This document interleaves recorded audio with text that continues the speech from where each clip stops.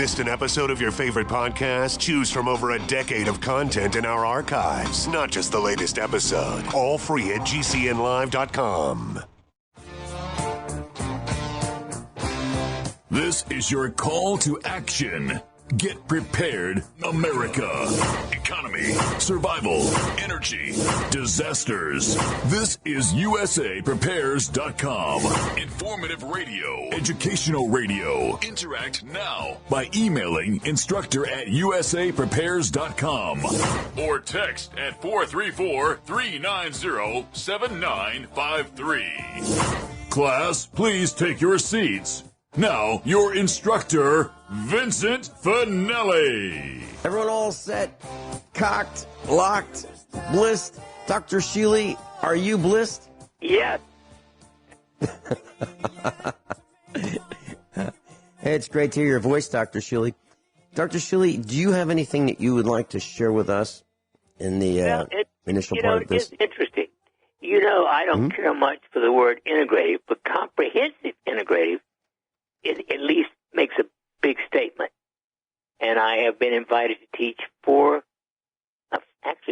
different courses at a big meeting at the end of May at the Academy of Comprehensive Integrative Medicine. So where will that be? In Dallas. Mm-hmm. And what will you be teaching? Sacral shear, cranial electrical stimulation, TENS, PEMF, and photostimulation. Wow. That sounds wonderful. Now, will this be over a period of multiple sessions, or will this be in one at one time? It'll be multiple. Each session will be different. And it's a 3-day event, so. And can you repeat those one more time for those who were trying to write them down quickly? Sacral shear. Sacral. TENS. PEMF. Cranial electrical stimulation. And brains are wonderful when they work. Photostimulation, relax mate. Yeah, light stimulation. Okay. Fascinating. And, one of the things that you mentioned, the cranial electrical stimulation, I wanted to ask you about that. I was thinking over the weekend about Chuck Norris, and Chuck Norris was a friend of Bruce Lee, both of them martial arts practitioners. And Bruce Lee, as I remember, was very interested in electrical muscle stimulation, where he would pass electrical currents through his muscles to make him faster, stronger, quicker, etc. Have you done work in that field, Dr. Shealy? I have not. I am aware of it. I've looked at it a little bit, but it doesn't really fit my patients. They aren't coming here to gain muscle. I haven't seen too many jocks as a patient. Okay. Well, I was just wondering if your research or your experiences show that there is a benefit to that as well as to the mind. Oh, I believe that. After all, muscles are among the most electrical thing there is. And so, how would that work? Would it be a very mild electrical current? Now, we're not suggesting, class, that you go out and get an extension cord and test it on yourself. But are we saying a mild current? Oh yeah, it would be very mild, very safe, and very mild. And I know that I've seen ads for ones that you strap around your belly for instance to stimulate the abdominal muscles to strengthen those. And I'm sure there are all kinds of similar gadgets for almost any muscle in your body. When you say strengthen your abdominal muscles, are you talking about people with wheat bellies and to make them smaller? Well, make them stronger more than smaller, but they could do both. Okay. So those who have wheat bellies, Dr. Shealy, I'm talking about mostly guys, but I think gals are trying to catch up. where their gut is hanging over their belt. Are we saying that?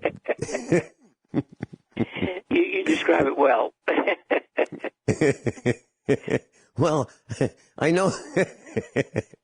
I know that if well, maybe I shouldn't say it, but I can imagine that would present itself quite a problem. On a maybe on a exactly 2-hour basis. Yes. Yeah. Well, guys are pulling up to the urinal and they can't get close enough because their belly's in the way. You do it well. And I guess that explains a lot. That explains a lot because last time I was in Sam's Club, I went to the men's room and there was a urine all over the floor, and that explains it. Explains everything. That's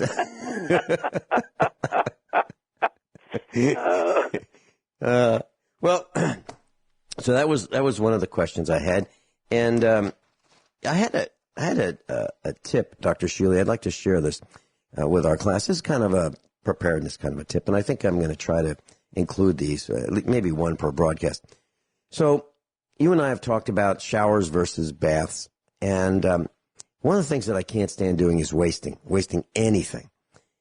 And I've noticed that when I've been at other people's homes, if I'm staying overnight or something, or in the past, they typically have shower tubs, and they have these 1 or 2 or 3 piece shower surrounds with the tub, fiberglass tub, and there's a place to put the soap. But that place is always soaking wet. So it's like putting the soap in a puddle, which means to me that the soap will be consumed 5 times faster if the soap is a sloppy, gooey mess when you go to pick it up the next time. So what I do, and I've done, is that right? Oh, yeah. Yeah. So what I do is I have a shower rack. I've experimented with a couple different kinds, and most of them are white vinyl coated steel, kind of like a shopping cart steel coated with vinyl, or a dishwasher rack coated with vinyl. And you hang it on the shower head. But if you start hanging too many things on that shower head, you can break the plumbing, because a lot of the plumbing is plastic PVC or CPVC, chlorinated PVC. Well, what I found is that we used copper plumbing for ours, so it'd be stronger, because I thought I might want to do this when we were building the house. So I have a shower rack, and it's made it's nickel-plated steel. And they're about $6 if you want to buy one at the Chinese factory outlet. They're all going to come from China. We don't know how to make these in this country anymore.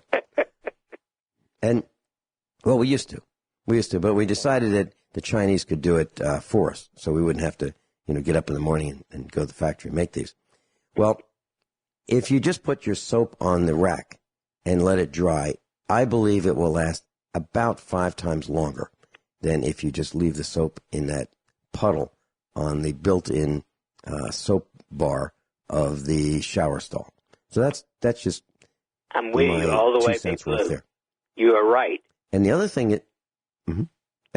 is, if you shave in the shower, as I do, I just get in the shower and I get my face wet and I get all wet, and I take that bar of soap that's in the shower rack, the metal rack, and I smear it across my face. I don't know what the best word to be with, but I wipe it across my face, and I have a thick film of soap, if you will.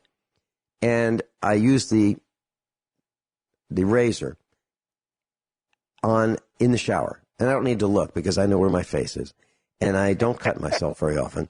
And by reapplying the soap and sharpening the razor, I sharpen the razor, I take some soap with my right hand, put it across the palm of my left hand, and I move the razor backward across the palm of my hand 3, 4, 5 times, and it resharpens the blade.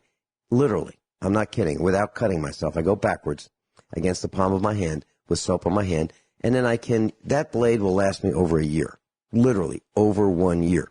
So wow. I'm not filling the landfill with disposable razors. Yeah, oh yeah, it really works, Dr. Shealy, but there's a trick to it. When you're done, you have to rinse out all the soap from the blade. You got to get all that soap out. And then if you have one of these soap racks, you put it blade facing down, and it dries for the next time. So those are the 2 tricks. You've got to rinse it out, and then you have to let it dry. So I shake it dry, and then I put it blade down in that shower rack, and it's good to go tomorrow. And I think that by drying out, there's less possibility of bacteria. By rinsing it out very well, there's less possibility of bacteria growing on there in case I cut myself. So that's what I do. And literally, those razors will last over a year. But what you have to do is make sure no one else uses that razor, because that razor seems to be, it accustoms itself to your face. So make sure that only you use yours. Now, other people can use the same shower and make sure that they use theirs and not yours. And you'll find out that it works great. So that was my tip for saving money today. Be prepared. I got a call, Dr. Yep. Why don't you try that, Dr. Shealy? Let me know what you think. See if it works for you. But shaving in the shower with soap rather than an aerosol can of some kind of foam. Unbelievable how well it works. Dr. Shealy, we got a message from one of our class, and they were very interested in a broadcast that I talked about called Survivors. And Survivors was after this mass death. And it was in Europe, and it was set in the 1970s, like 1975. And a lot of people just died very, very quickly of we'll call it a plague. The question is, we've had many plagues in Europe, and they have been devastating. Alex, our engineer today, was telling me about a plague he heard about called the sweating sickness, which happened on 5 occasions in England in the 1400s and the 1500s, 5 separate times during that period, and it killed a lot of people very, very quickly. Are there any plagues that you think that we should be concerned about going forward if the grid, or maybe I should say, when the grid fails? When the grid fails, are there plagues that you should think that we should be concerned about, and what should we do if they happen? Well, we don't know of any plague, which is a very specific, type of organism to call it a plague. But it could be anything. And basically, the most important thing is when people don't have good preparation all the time. I mean, you're very careful, like with your razor and the soap and those kind of things. When people are sloppy about even dishwashers, detergent and that kind of thing, then organisms can grow. And in any time of major... Hold that thought. We're going into a break. We'll be right back. Dr. Shealy, we were talking about plagues and rampant diseases, and you mentioned the dishwasher, a home dishwasher for cleaning dishwashers. What were you saying about that?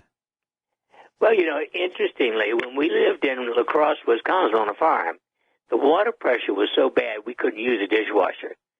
So for that reason, we never put a dishwasher in the farm here. We just wash it by hand with dish detergent and hot water. And, especially now that I live alone, it really isn't worthwhile for me to bother with a dishwasher. I wouldn't have to wash it turn it on but once a week, so I get the dishes done every day. But obviously, if you're not accustomed to that, you may not even have any regular dishwashing detergent available to you. So I think people should be prepared in every conceivable way. Have plenty of soap on hand. Okay, you mentioned the dishwasher. And, I think here's something we should talk about for a minute or two. Typically what happens is a dishwasher has a watertight seal. So you take dirty dishes and put them in the dishwasher and close the door. And then you put some more in and you close the door. And then eventually you get enough dishes where you hit the start button and off it goes. But that's a great breeding ground for bacteria. It's dark. Oh, yeah. It's damp. The door is closed. It's got a seal. And so we don't do that. What we do is I end up doing a lot of the dishes here at the farmhouse.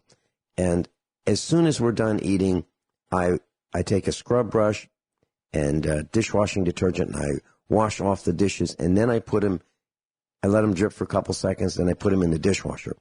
and I leave the door somewhat open. Not open so you can trip over it, but a couple inches at the top to let the moisture evaporate from the dishwasher.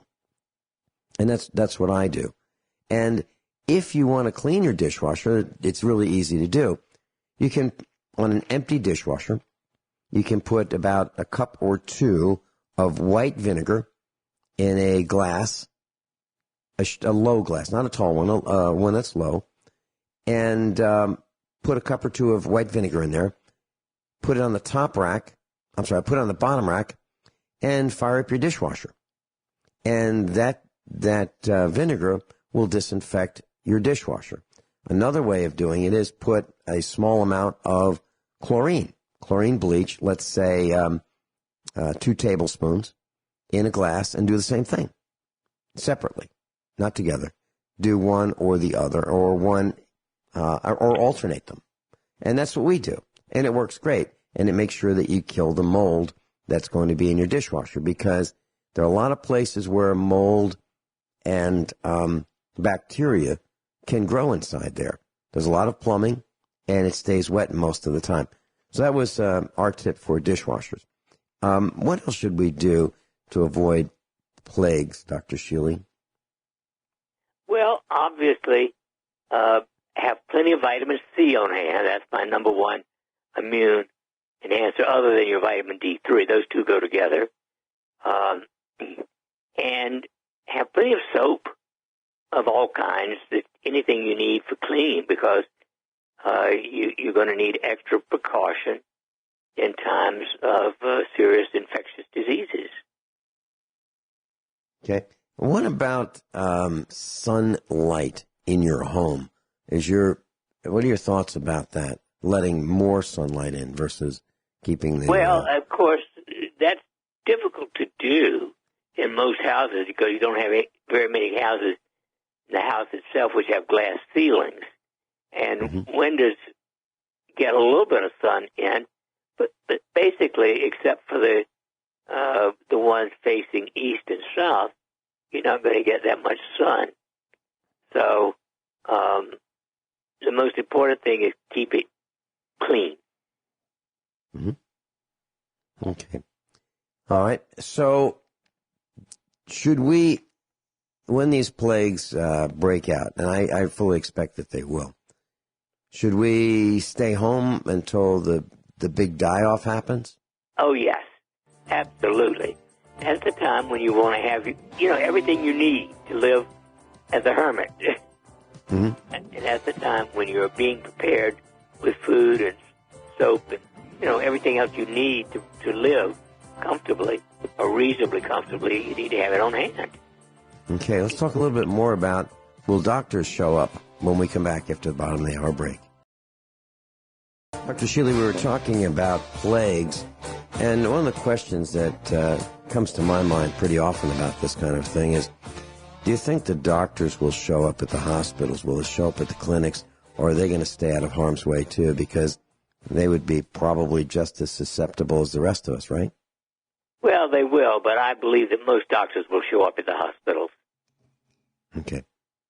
All right. And do you think it's possible that we could run out of the items in the supply chain that are necessary, the vitamins, the minerals, supplements, the antibiotics?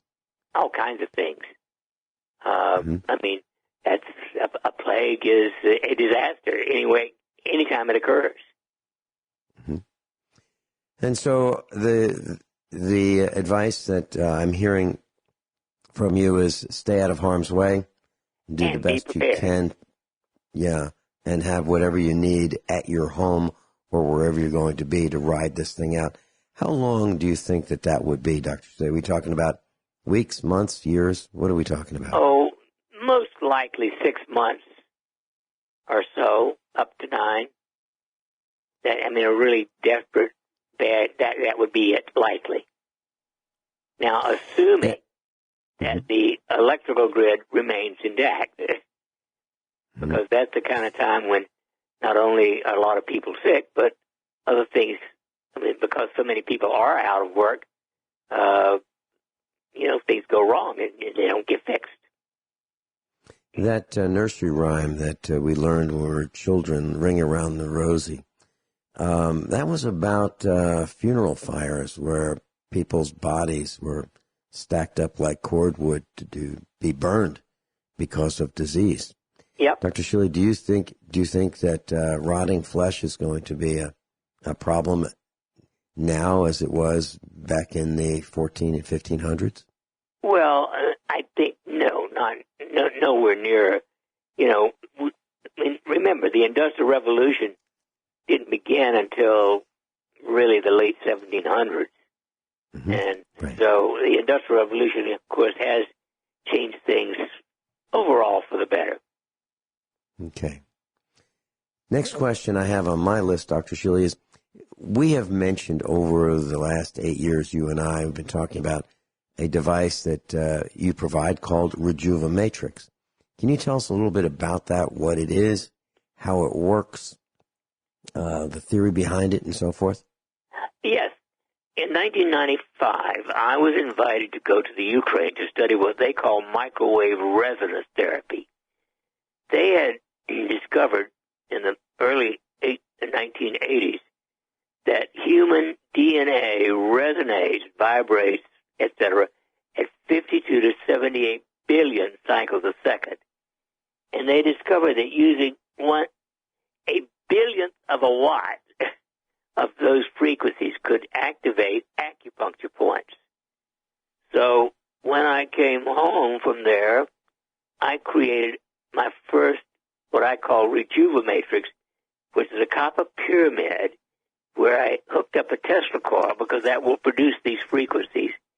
And I treated 75 people, 25 each, with rheumatoid arthritis, back pain, and depression, and an hour a day for 2 weeks with remarkably good results. The problem was, of course, most people didn't want a pyramid in the house. They didn't have room for it, if anything else. So I decided to make the Rejuva-Matrix, then, which is a mattress 2 inches thick. It can be made any size from twin to king or whatever. And in the middle of that is a copper screen, just window screening, pure copper, and 1 pound of crushed sapphire crystal, because sapphire reinforces or amplifies electromagnetic energy. And that comes out of a little copper wire that was hooked up to the Tesla coil. And when you turn that on, the mattress then puts out 52 to 78 billion cycles a second at a billionth of a watt per centimeter square. You need it only for an hour a day, and it has all kinds of benefits in general, but the most important, I think, in the long run is if you use that 1 hour a day, which you can put it on a timer and do it while you're sleeping, it rejuvenates your telomeres. So your telomeres, instead of shrinking 1%, grow 3.5% every year. Now, this is very similar to something that was produced back in the 1925 to 35 or so era, the Lakhovsky multi-wave oscillator. He used 2 copper coils about 3 feet in diameter on either side of the person. The person sat in the middle and was hooked up to a Tesla coil. But that's cumbersome. And so basically, Rejuva-Matrix is a modern version of the Lakhovsky multi-wave oscillator, and he demonstrated it could cure all kinds of things, including cancer. And we have not done experiments proving it, but at least it's healthy and safe for anyone except somebody with a pacemaker. Except someone with a pacemaker, is that what you said? Yeah. Okay. It won't hurt you, but it might hurt the pacemaker. Okay. So as I was thinking about this, Dr. Shealy, you were talking about this copper screen. So you'd be lying within an inch or so. Your body would be within an inch or so of the copper screen. Is that correct? That is correct. Okay. And so you connect this to the output side of a Tesla type coil at 52 to 78 billion cycles per second. Now, yes. do you ramp up and down within that bandwidth, or is it anywhere, or is the frequency anywhere within there being acceptable? It's continuously. It varies all over the place from 52 to 78, but it's sort of a continuous flow at those frequencies. and again at a billionth of a watt per centimeter square. And which is very, very low. Mm-hmm. Yeah, and it would be safe up to 10 times that level. Okay. And what about grounding? Is there so the coil, the energizing device that powers this matrix or the screen, is it grounded someplace or is it not grounded? Well, it's grounded, like any other electrical appliance. If you plug in, it has the three prongs, so one of them is ground. Okay, so it's not like you need to have a cold water pipe ground for this. No, you don't need that extra. Okay. So I think I have this. So it's kind of like your other device, your scalar energy device, in that it radiates out from it. So how does that? How is there a difference, Dr. Shealy? Because I have your scalar energy device in our bedroom, now the running. Scalar is totally different. We know what it does. It does not regenerate telomeres, apparently, having it in the bedroom. But it does lower inflammation and free radicals. So it helps the body cope with stress. I consider it more an anti-stress device than a more therapeutic one like the Rejuva-Matrix. Okay, so the Rejuva-Matrix, your scalar energy device, and the PEMF have all different purposes. They are totally different. The PIP, of course, is more useful for depression, for anxiety, or local pain. And it is my favorite of all of these as far as clinical use in a variety of problems. Mm-hmm. So that would be your first choice? Yes. Okay. So I'm thinking about the dental chair, Dr. Shealy.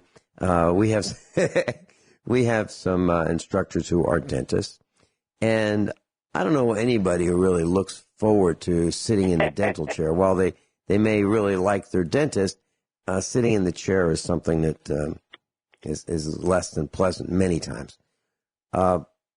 Is the PEMF device something that might be recommended for someone who's hyper anxious about a dental procedure? It's excellent for anxiety. Now, by November at the earliest and December at the latest, I expect to have a portable PEMF device. Right now, you have to plug it into the wall current. So it would be kind of cumbersome to take it to your dentist's office and ask them to plug it in for you.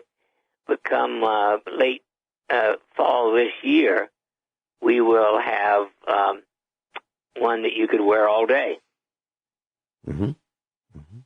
Okay. I was actually thinking about the dentist owning this as a piece of equipment that he or she might use in his practice or her practice. Now, the only contraindication there would be, of course, the pacemaker. And you wouldn't want to do it as someone who's pregnant. Not because we know this harm, but you don't add things like that because there's no research on it. Okay. When, I've learned a little bit about pacemakers just as a casual observer. And my understanding is they don't last forever. You get this thing implanted, and it's good for 10 or 15 years or so. If you're lucky, you get to replace it used to be 5 years or less.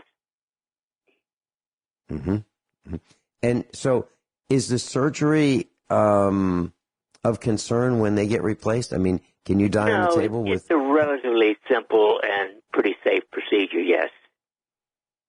Okay. And is there anything invasive that the body says, wait a minute, this is not right, and fights a pacemaker? I've not... Well, there are exceptions to everything, and some people are sensitive even to silicone rubber. So it's possible, but very, very rare, that there would be an inflammatory response around the implant. If a person has a pacemaker installed,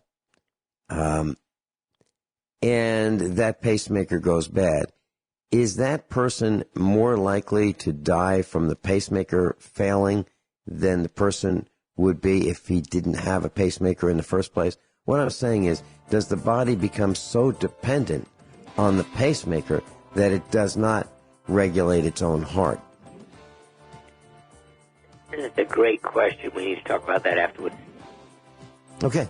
Dr. Shealy and I will be right back. We're going to be talking about pacemakers and does your body become so dependent on that if it fails, your heart doesn't beat? We'll be right back. Dr. Norm Shealy is with us, class, and if you'd like to call his office in Springfield, Missouri, the telephone number is 417-351-5221. Dr. Shealy's number again, 417-351-5221. That's in Springfield, Missouri. Dr. Shealy, we were talking about pacemakers. One of the things that happens when people go to the doctor's office, the doctor may say, do you have any questions? And the patient generally doesn't have questions because the patient wasn't prepared, didn't think of what the questions that he or she should ask, didn't think about those before going to the doctor's office. Now, I always do. I carry a spiral notebook with me, and I write down my questions days before, even before that, about what I'm going to ask the doctor. So I usually have a couple pages of questions. I don't want to trouble the doctor with nonsensical questions, but all the questions that I have written down, I think are germane to the visit. Well, so when someone's having a procedure like a pacemaker installed, I think there should be some questions. But I have a feeling that most people don't ask the questions like, well, how long is this going to last? And am I going to have it done again? And can you change the batteries without opening me up? And am I going to be dependent on this thing? And if it fails, am I going to die? Those are the questions that come to my mind, Dr. Shealy. Can you address, would a person become dependent on a pacemaker? Not generally. I mean, obviously it's needed, but if you died every time it failed, we wouldn't still be putting them in over and over and over again in the same person. So in general, when it fails, the patient gets a warning and gets into the cardiologist in good time. I would say death from failure of the pacemaker would be very rare. Okay. If, Dr. Shealy, if you were told by your cardiologist that you needed a pacemaker, would you consider seriously having one installed, or would you do something else? Well, as a matter of fact, of course I would not. I just don't like surgery. In acute illnesses, I consider surgery sometimes life-saving, but in chronic situations like this, I'm not much on surgery. I don't mind dying. I just don't want to be an invalid. And so I have to say, personally, I would probably refuse it. Okay. Is there something that a person who has just visited his general practitioner, and then the general practitioner says, I want you to go see our dear friend, the cardiologist, and the cardiologist says, yeah, it looks like you are a candidate for a pacemaker next month. Is there something that you would consider trying in lieu of that? Herbs, vitamins, minerals, supplements, exercises, things to avoid? The very top of my list is autogenic training, because it controls your autonomic nervous system. And if you are willing to do that, it is going to save your life and protect you from most illnesses. But it does try training. The training is doing it 36 minutes a day for 3 months, and after that, you only need to do it a minute or two a day. Dr. Shealy, I'm thinking about the average person who would, doesn't want to get up out of his seat to change the channel on his television. The person who just wants to sit down, the person who who says, yeah, but I really like bread. I know diabetes. I know I've got it. And do you think the typical person is going to do that, or are they going to say, I'll tell you what, it's so much easier. The typical person is not going to do it. Even the people who come to see me, who already have exhausted what conventional medicine has to offer, 80% of the time, the first time I've already given them, we give it to them free of charge, and when they come back for the first visit, 80% of them have not done it. Jeez. Well, I did it once or twice. So, and these are people who spend hours in television and all kinds of things. Wow. When we come back, Dr. Shealy, I'd like to talk about two topics. One, plastic surgery. Like Jumpin' Joe Biden is, it's believed that he's had plenty of that done. The other thing is divorce. And I've got some statistics I'd like to share with you, and maybe we can avoid divorce. We'll be right back after top of the hour news and commercial announcements with Dr. Norm Shealy. Everyone all set? Cocked, locked, blissed? Hour number 2 of USA Prepares. Dr. Norman Shealy is with us, medical doctor.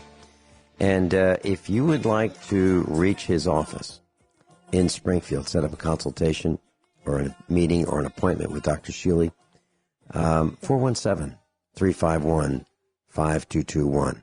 417-351-5221. Website, normshealy.com. NORMSHEALY.com. Dr. Shealy, Jumpin' Joe Biden, the plagiarist, he's 76 years old. Why do I say that? Well, because it's true.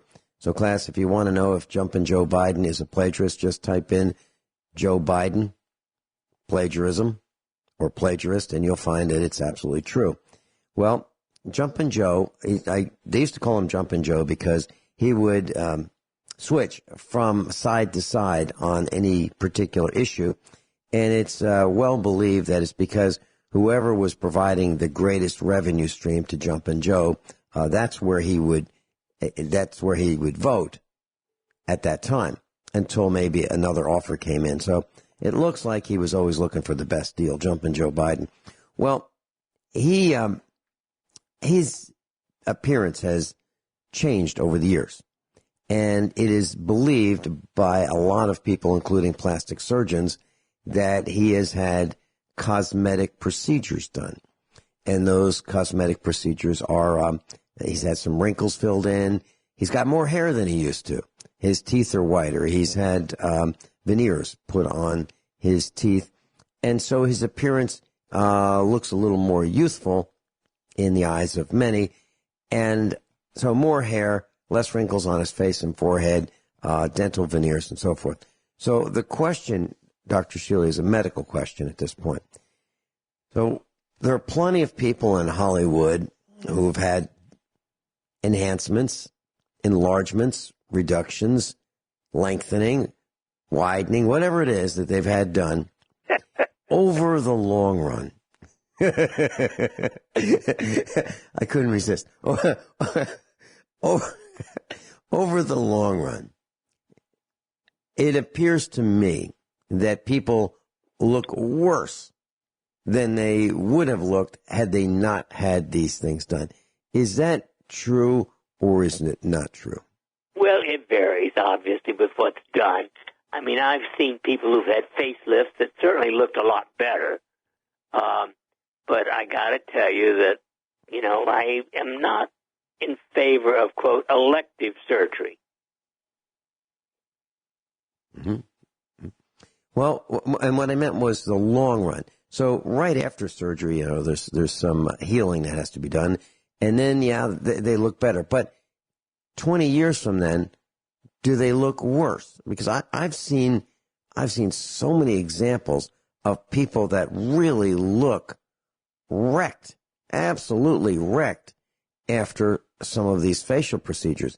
And they start with one and it looks okay. And then they get another one that looks okay. And then by the third one, they seem to be hooked. And by the 20th, they look like an absolute disaster.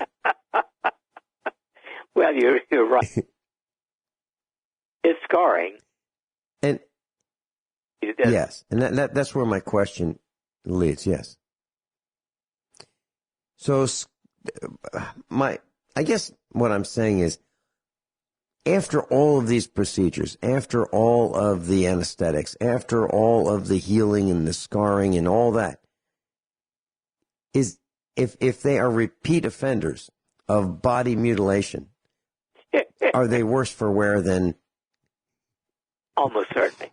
Yeah, one after another. Once maybe, but not for me. Mm-hmm. And, I had my very first girlfriend was well endowed. She picked me. I didn't pick her. And she complained of back problems. And I'm talking like maybe 18 years old. She was complaining of back problems back then. So I'm thinking about these Hollywood women who decide that they want to be double, triple, quadruple, whatever they were before. Isn't that a concern for them too? Well, of course. Back problems? Interestingly, you know that the silicone implants caused an epidemic of autoimmune disease. I actually, over 20 years ago, saw 75 women who had some form of an autoimmune, serious, like rheumatoid arthritis, because they had silicone implants, and it escaped the river, so to speak. And I'm not a believer that you can ordinarily improve yourself with surgery, as far as beauty is concerned. Yeah, it makes absolutely no sense to me for a person to say, "Listen, we've got this little vinyl bag, and we've got silicone in this vinyl bag, and we're just going to stick it right inside your chest there, and it's going to make everything look better." And how could that person not think, if I'm ever in a car accident, I get slammed chest first into the steering wheel, that bag is going to hold up? How could they think that they wouldn't be harming themselves or if they fall down the stairs, or if they slip on the ice, or whatever? Now you're using the operant word, think. You're suggesting that people think about these things? Well, a lot of people don't think, period. That's why people like Hillary Clinton got nominated for president. The non-thinkers. Yes, yeah. There's plenty of information on the internet that says that she's been rebuilt also. And since you've mentioned Hillary Clinton, I wanted to ask this. I was chatting with one of the family members of one of our instructors, and Hillary Clinton came up. And there's a rumor, and we'll leave it as a rumor right now, that she gets transfusions of blood from the very, very young. Have you heard of such a thing, Dr. Shealy, a youth formula which would be the blood of young, non-sick people? Oh, well, I've heard it in a much worse story than you're talking about, that she actually drains the blood herself. But that's another story. Oh, man. What are your thoughts about transfusing blood from the young, healthy people, and I'm talking about really young, like less than 10 years old, into an older person for youth? I consider that part of insanity. Mm-hmm. That would be, to me, that's terrorism. There's no sane reason why you would take blood from a child. Have you heard of this being done, or is this just a rumor that I've stumbled across? I've heard, as I said, I've heard the rumor going so far as that she actually sucks the blood out herself. Oh. Well, she sure has the face for it. It would take more than blood to change that. Yeah. Okay, Dr. Shealy, we were at the kitchen table this weekend, and this is going to sound not nice of Vin Finelli. So we were at the kitchen table, and with the family, and one of our children mentioned so and so is getting a divorce, And I said, well, that's terrible, and that's really sad that husband and wife are getting divorced. They both have jobs. And Mrs. Finelli said, well, who will be getting the children? And just, it came right out of my mouth. I didn't pause to think about it. And I said, the one with the worst lawyer is going to get the children. And what I meant by that was, some children today are just miserable. They're out of control. They take a lot of work, and it's more than a full-time job. It's more than a person can handle, because literally the children, these very, very young children, have been spoiled to the point where they can't be dealt with. And it's not like when we were children where the parents could say, now listen, that wasn't right, and maybe spank the child. Now there are rules in place that parents could land in jail for being parents. Well, divorce seems to be at a really high occurrence. About 50% of marriages end in divorce. And if my computer would just cooperate a little bit. Okay, here it goes. So we've learned that 50% of marriages end in divorce. But I have some statistics that I'd like to share. And then let's talk about, is there a way that we can prevent this? Because this is destroying the fabric of the American family. So 42 to 45%, it's currently believed, of first marriages end in divorce.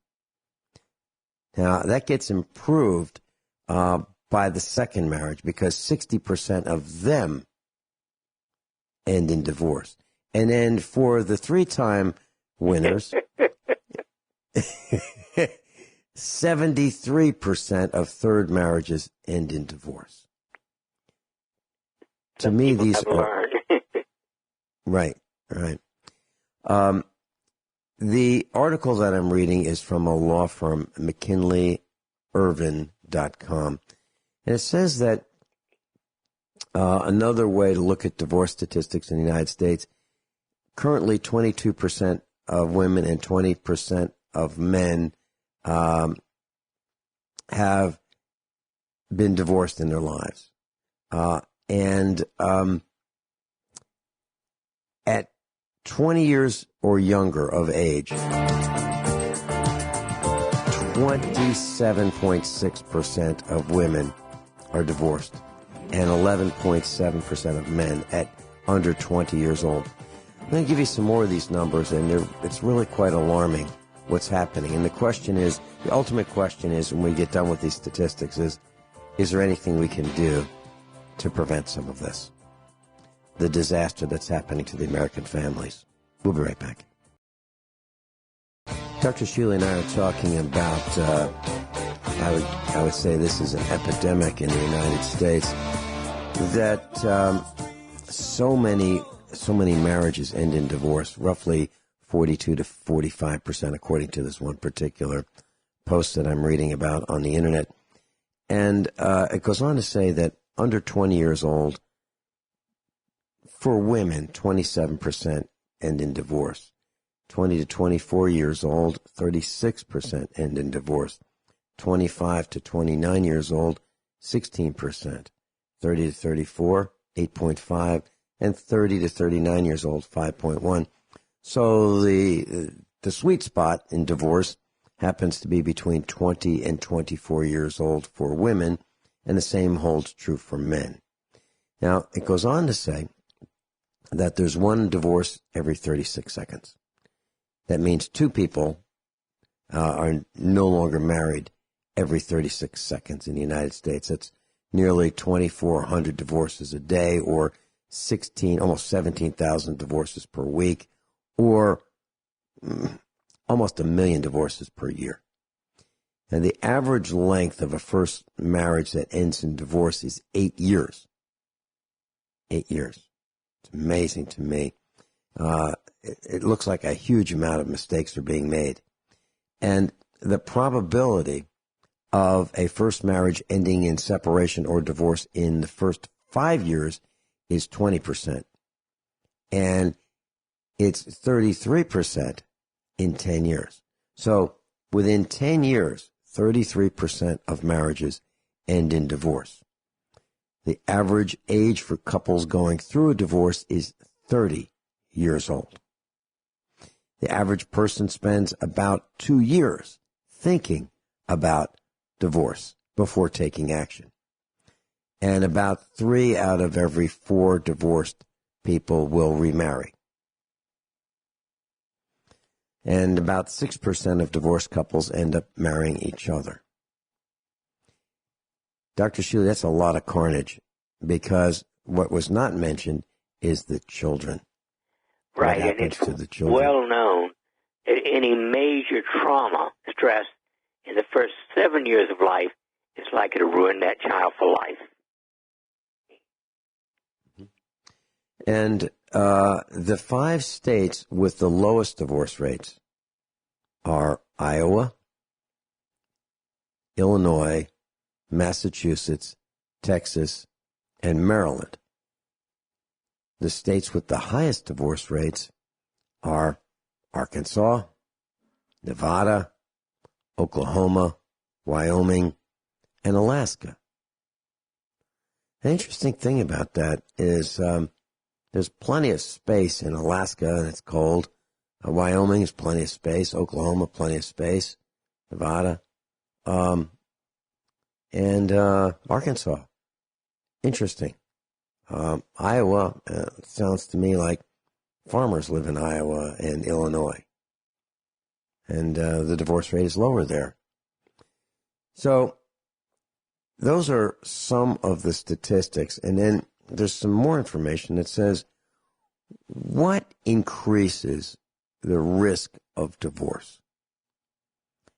People are more likely to divorce if they are younger when they got married or moved in with their future spouse, meaning if they were younger when they moved in or they were younger when they got married.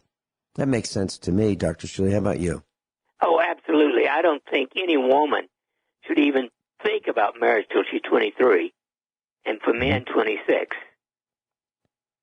Well, I got married at 27, and Mrs. Finelli was 27 as well. And we spent 7 years dating, which some people think is ridiculous. But my mom said to me, you know,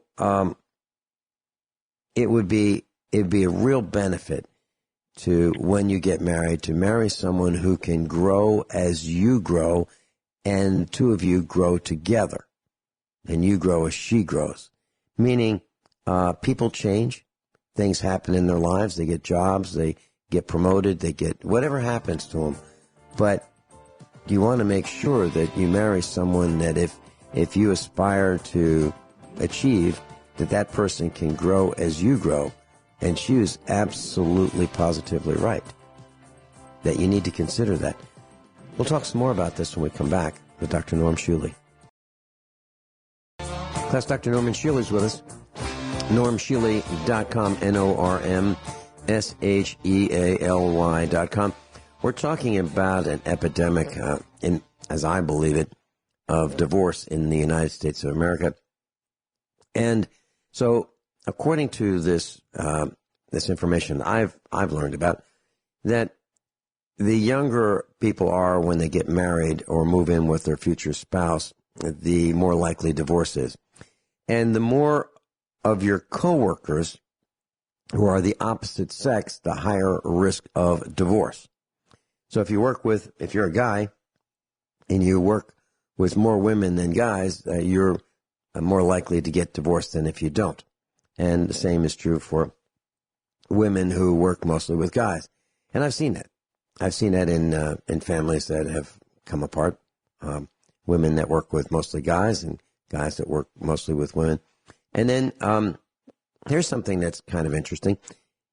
If you live in an area with a high concentration of conservative or evangelical Protestants, there's a higher concentration of divorce. Have you heard of that?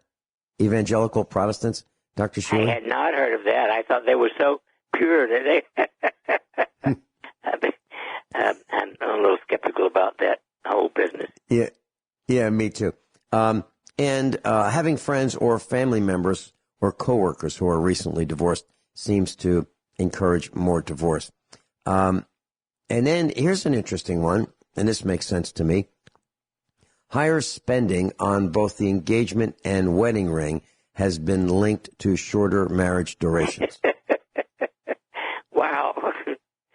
Well, when Mrs. Finelli and I were getting married, prior to getting married, we did not have an engagement party or anything like that. We just decided that we were going to get married, and I asked Mrs. Finelli's father if I could have his permission to marry her, and reluctantly, he said, it was probably reluctantly, he said yes. But I asked Mrs. Finelli if she would rather have an engagement ring or another room in the house we were going to buy. I literally said that. I said, the engagement ring is something that, will be yours, but would you rather have a larger house, buy one more room? And she said that was easy. And she said, I'd rather have the larger room. So I never, after all these years of marriage, I have never bought Mrs. Finelli an engagement ring. And she did get that larger house, but she did not get the engagement ring. So, we were very careful with money even before we got married. We had goals, and they were that each one of us would have finished our education, which at that time was a master's degree. Each one of us would have a good, stable job, no debt, and $10,000 in the bank each. Those were the things that I said before we get married. These are the things that I think we should do. She agreed. She accomplished all of those and said, okay, either you marry me by the time I'm 27 or I'll find somebody else. And that's well, I do think it's exquisitely important to discuss in depth values and your basic beliefs and have them compatible before you get married. Charity and I spent 6 months. Every date was just discussing our social values and what we would do if this and this and this and this. Mm-hmm. And, of course, the wisest decision I ever made in my life. Mm-hmm. And I was 26 when we got married. Yeah, and we were 27. So, Dr. Shealy, as you were going through this process, did you look at the socioeconomic position that your future wife was coming from in relation to yours, meaning that if she grew up in the same economic status, the same value status, the same outlook status, the same overall outlook on the world, that were you trying to assess if that was the same as yours, as I did? But when we talk about values, the social values in its broadest sense, mm-hmm. Not just economics, but beliefs. And in fact, we also had an agreement. We would not start a family until we'd been married 1 full year. Mm-hmm. Mm-hmm. Yep. And I think that is very, very important. And I can tell you that having one child when you're first married really changes everything. And having 2 children is not just a little bit more difficult, it's 5 times more difficult. Right. And having a 3rd child is probably another 5 times more difficult, because when you're first married, the 2 of you are in wedded bliss and you can go places and do things and you don't have to check with anybody because many times you're on your own. But when you have a child, all that changes. Getting ready to go somewhere now takes an hour, where it might take, ready to go, let's go. It could be that fast before the child, but when you have a newborn, it's like a 1 hour process getting ready to go. And it says in this particular article, not marrying someone close to your own age increases your risk of divorce. It makes sense to me. How about you, Dr. Shealy? Oh, again, absolutely. Values come with maturity. Okay. And both parties need to be mature enough to undergo. Again, I think 23 is the youngest a woman should get married, and 26 a man. And that's just my own social belief system. Look at over the last 80 years. Well, your thoughts and opinions and beliefs are right in concert with what I have read. And it says that people who wait to marry or cohabitate until they're over the age of 23, which is what you mentioned, are less likely to get divorced. You at 26 and Mrs. Finelli and I at 27. If you've attended college, your risk of divorce decreases by 13%. I believe that too. Oh, absolutely. And I think there are a couple of reasons why. One reason is you're older if you have attended college and if you have not gotten married before the end of college. That's one thing. The other thing is college, to me, has increased my awareness of things. It taught me to look at a lot of things in a lot of different ways. So I think that helps. Any thoughts on that, Dr. Shealy? Oh, I agree wholeheartedly. Again, it's part of growing up and maturing. Mm-hmm. And very few people are mature at age 18, to say the least. And one of the things that you mentioned was, you didn't use the word turmoil, but if your parents are happily married, your risk of divorce decreases by 14%. So if you're not surrounded by turmoil in your household when you're growing up, you're less likely to get divorced. Makes sense to me. Oh, absolutely. Common sense is common sense. Unfortunately, and I think uncommon. Yeah. And here's some statistics on divorce and children. 16% of children are living in what's called a blended family. And a blended family is a household with a step-parent, a step-sibling, or a half-sister. So 16% of children are living in a blended family. And what you mentioned, the negative effects of caused by divorce on children, anger and anxiety and shock, are typically resolved by the second year after the divorce, with the minority of children taking longer to adjust. High conflict parents during divorce results in children experiencing more difficulty adjusting to post-divorce. High conflict parents. So it seems that there's a direct correlation with divorce when you're growing up and divorce in your family. Mothers are primarily the residential parent after the divorce in 5 out of 6 cases. So most of the time, mom gets the children. Now, here's some interesting information on social media and divorce. Now, I believe that social media is a great contributor toward divorce. 1 in 3 divorces start as an online affair. Wow. 25% of couples fight about Facebook at least once a week.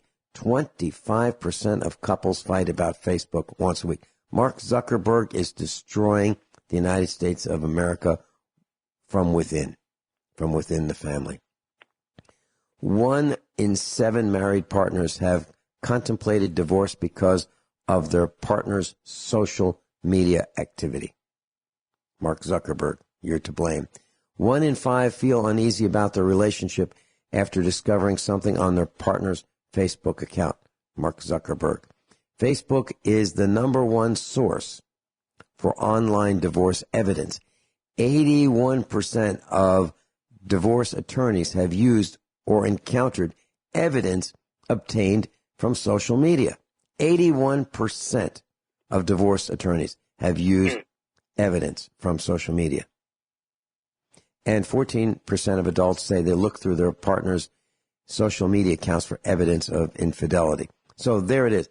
The Facebook and other social media, I think, is enemy #1 of marriage. George in New Hampshire, welcome. Hi, Vincent. Hi, Dr. Shealy. No, I just wanted to weigh in.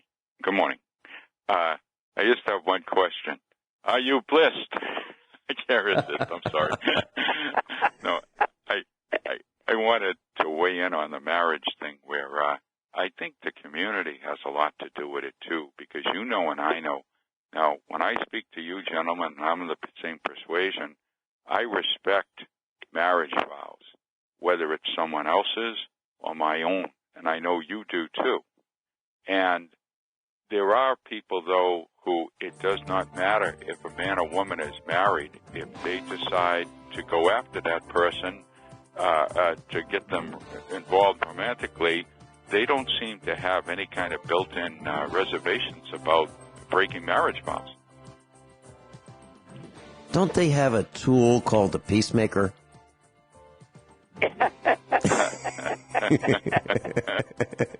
We'll be right back. Yeah, the original pacemaker was designed in 1873, and it was a production item in 1872, and became a production item in 1873. It was chambered in a 44 caliber. Ultimately, they became the 45 caliber, and it's known as the Long Colt. That was the original peacemaker. George in New Hampshire, please continue. Well, like I say, the other thing is that with marriage, they really should teach classes in school instead of encouraging perversion. They should be teaching classes to children of how to understand the opposite sex, how to, make a home life, what to expect, have married couples come in and give a talk to the young people and explain to them different things about marriage. So at least they're somewhat familiar about things. And like I said, if you want to operate a car, you have to, go through a process where you take tests, you familiarize, you're taken out on the road, you either pass or fail. But with marriage, it's like you buy the license, you get a blood test, but, outside of having an intact home, a lot of children don't have that anymore, where they get to see two people, a man and a woman, in a home, basically interacting, working things out, going through daily routines and also daily struggles. And but they really, I think most people don't really comprehend the magnitude and the gravity of that 24/7 relationship called a marriage. George, you are speaking the most common sense in the world. My wife and I, for the first 5 years of our marriage, actually taught classes at a local church about, getting married, how to get married and stay married. Yeah. I remember interesting thing. Sorry. I'd like to share very quickly. So Mrs. Finelli and I were looking to buy a property, and it was 241 acres. And the realtor had been showing us all over Missouri. He became a USA Preparedness instructor, ultimately. And I said to him, his name is Roger Douglas. I said, Roger, we've been in your truck all day, not once. And we came from Virginia. We never met him before. And I said, Roger, you didn't ask us to fill out any forms about what we're looking for, our income, our jobs, our savings. You haven't asked us anything, not one question about our finances. And he said, well, yeah, I already did that. And I said, no, when?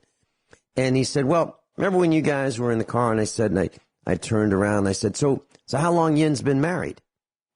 And we told him how long we'd been married. And he said, that's all he needed to know, because he said if we had been married 3 or 4 times, he knew that we couldn't afford the property because we'd be saddled with all these expenses.